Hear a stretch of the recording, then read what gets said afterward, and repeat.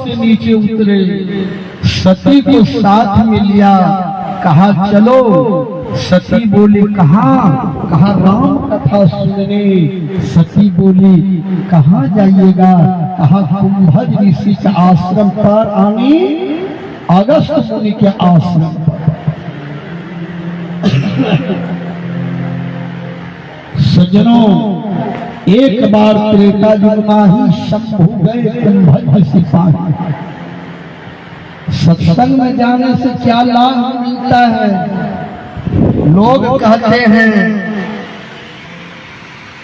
की करी हम दीदी एते कमाए पड़े छ, उन्नति नहीं हो छ दीदी, उन्नति नहीं हो छ। अच्छा लोग बोलते हैं नहीं बोलते, लेकिन उन्नति कहाँ होगा? सत्संग में आने से ही प्रमोशन आपका बढ़ेगा।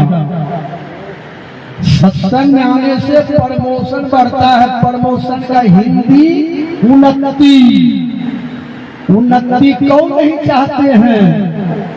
विचार कीजिए कि दीदी की बती हम आज 7 वर्ष से इंटर कस कहे अगला साल ढलैया करबे की करबे ढलैया दूसरे फेरा लगे।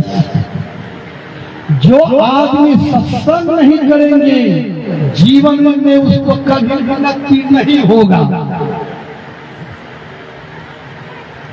जिसके घर में मांस बनेगा, जिसके घर में मछली बनेगा, जिसके घर में दारू का बोतल आएगा, जिसके घर में रात दिन कलह कच कच होगा, यही घर में साधु पूजगी हरि की सेवा नहीं, ते घर मर घर सार के भूत बसे चिन्माही।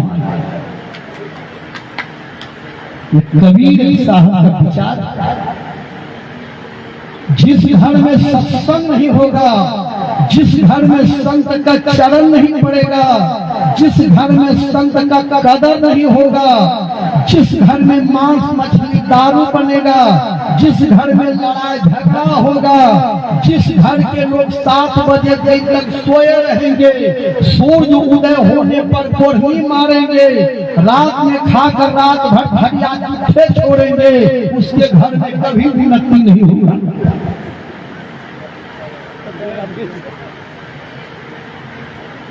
उन्नति कहाँ होगा? जब आप संत के शरण में आएंगे, सत्संग करेंगे, गुरु से दीक्षा लेंगे, माला धारण करेंगे, वैष्णव धर्म का पालन करेंगे, जीव के ऊपर दया करेंगे, माँ बाप का सेवा करेंगे, अड़ोसी पड़ोसी से मिल करके रहेंगे, समाज की भलाई करेंगे। कर भला हो गए भला, जरा करके भलाई देख ले, कर बुरा हो गए बुरा, जरा करके बुराई देख ले।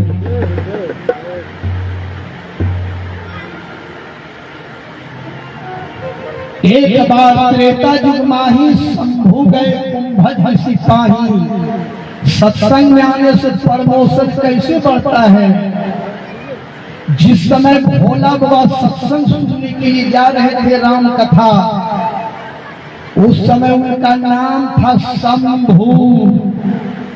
अच्छा, शंभु कैसे लिखेंगे? जो पढ़े लिखे लोग होंगे, तालब सो अनुस्वार भूकर भू शंभु। अगस्त मुनि के आश्रम पर जब भोला बाबा सती के साथ आए, अगस्त मुनि सेवा में उछलने लगे। कोई भी अतिथि अभ्यागत 12 बजे रात में भी आ जाए तो सेवा करने में माथा में दर्द नहीं होना चाहिए। घर पर आए हुए अतिथि को भोजन के लिए पूछा करो, भोजन के लिए नहीं पूछ सकते तो बैठने के लिए आसन दिया करो, बैठने के लिए आसन नहीं दे सकते 1 गिलास पानी पिलाया करो, 1 गिलास पानी नहीं पिला सके तो 2 मीठा बोल बोला करो, 2 मीठा बोल नहीं बोल सके तो मुस्कुराहट दिया करो, मुस्कुराहट भी नहीं दे सके तो चुल्लू भर पानी में डूब मरो।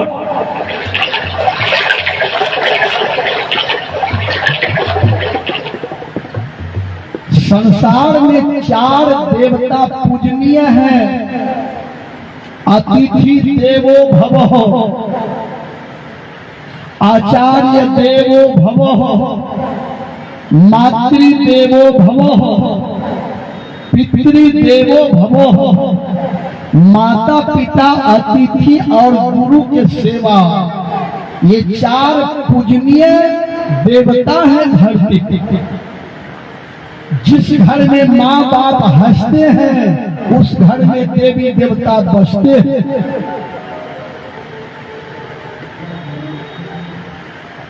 चलिए, अगस्त मुनि बहुत सेवा किए, भोजन कराए।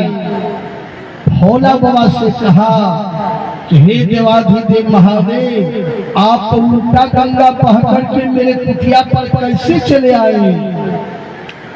देवाधिदेव महादेव ने कहा हमें राम कथा सुनाइए, राम कथा। दुनिया की व्याथा सुनते सुनते माथा भर गया। गांव में बोलिए राम कथा नहीं मिलेगा, दुनिया की व्याथा सुनने के लिए मिलेगा। की बताओ फलना 4 घंटा तोड़ी मिलके कालू पकड़ ले की कहियो हमरो बुढ़िया रात गाड़िए देते रहे केन हो ये घर। यही है व्याथा। की बताओ गहूँ बोलियो घाटा लगी हम गौरव नहीं गए लेकिन गौरव तंटा निकल यही व्याथा। लेकिन सारे व्याथा को छोड़ करके भोला बाबा ने कहा हमें राम कथा सुनाइए। राम कथा मुनि वर्ज बखानी, सुनी महेश परम सुख मानी। सत्संग सुनने से, कथा सुनने से प्रमोशन कैसे बढ़ता है? भोला बाबा कथा सुनने गए, उनका नाम था शंभू। ये दिन कथा सुन लिए, नाम हो गया महेश। एक बार त्रेता युग माही शंभू गए कुंभज सिपाही। राम कथा मुनि वर्ज बखानी, सुनी महेश परम सुख मानी। एक दिन कथा सुने तो नाम में एक अक्षर बढ़ गया महेश। पढ़े लिखे लोग कहे महेश के 3 अक्षर, म हो एक सो महेश। अब भोला बाबा भूल गए अपने कैलाश पर्वत को, रामे कथा सुनने लगे। कहा तो सुनत रघुपति गुण गाथा, कछु दिन तहाँ रहे गिरनाथा। जब कुछ दिन कथा सुनने में रह गए, नाम हो गया गिरिनाथा। पहले नाम था शंभू, तब नाम हुआ महेश, तब नाम हुआ हो गया गिरिनाथा। 4 अक्षर। प्रमोशन बढ़ा नहीं बढ़ा, पहले शंभू तब महेश तब गिरिनाथा। सुनते सुनते सती पीछे में बोली ना चलो घर चलो। सज्जनों, पति पत्नी सत्संग में आती है ना,